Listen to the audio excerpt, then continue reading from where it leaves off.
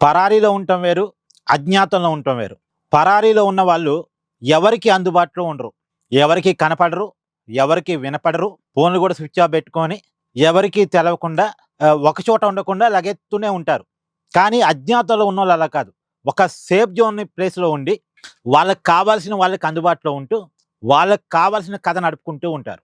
ఇప్పుడు తమ్మినేని సీతారాం మాజీ speaker, YCP నేత. ఇతను పరారీలో ఉన్నాడు అనే వార్తలు మనం చూస్తున్నాం. నేను పరారీలో ఉన్నాడు అనుకోవట్లేదు. అజ్ఞాతంలో ఉన్నాడు అనుకుంటున్నా. ఎందుకంటే అతను కొంతమంది టచ్‌లో ఉన్నాడు.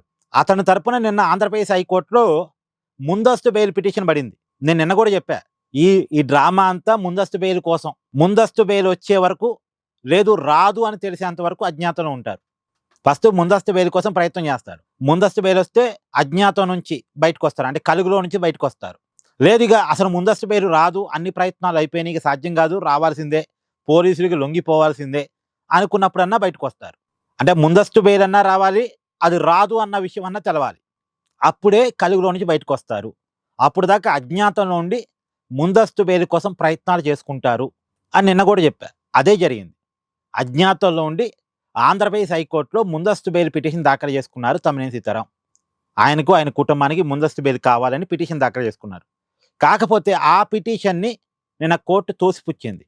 నువ్వు భూమి డబ్బులు పెట్టి కొన్నావని ఆధారాలు చూపిస్తే ముందస్తు బెయిల్ ఇస్తాం కానీ, డబ్బులు పెట్టకుండా కబ్జా చేసి, ఆ కబ్జా కేసులో మళ్ళా ముందస్తు బెయిల్ కావాలంటే మేమెందుకు రక్షణ కల్పిస్తాం, మీకు ముందస్తు బెయిల్ ఎందుకు ఇస్తాం, ఇవ్వలేం అని కోర్టు చెప్పింది.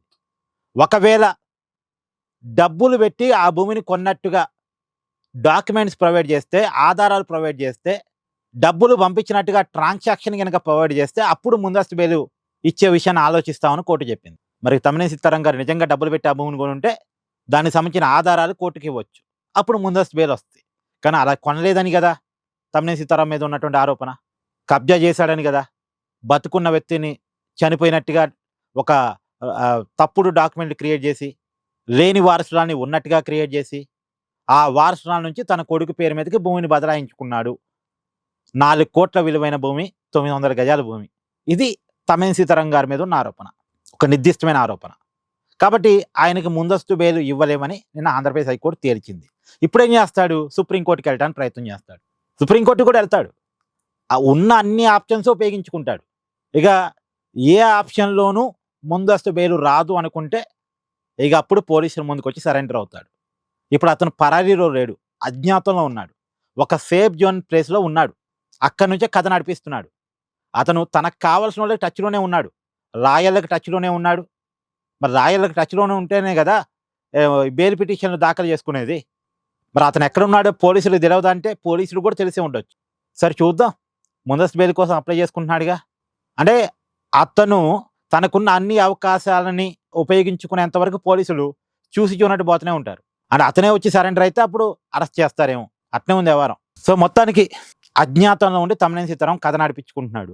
పరారీలో అయితే కాదు. సరే కథ నడిపించుకున్నా నిన్నటికైతే ముందస్తు బెయిల్ రాలేదు అతనికి. ఇప్పుడు సుప్రీంకోర్టులో ఏమైనా వస్తా అంటే అక్కడ కూడా రావటానికి అవకాశం అయితే లేదు. చూడాలి. ఆయన అరెస్ట్ కాక తప్పకపోవచ్చు. Thank you.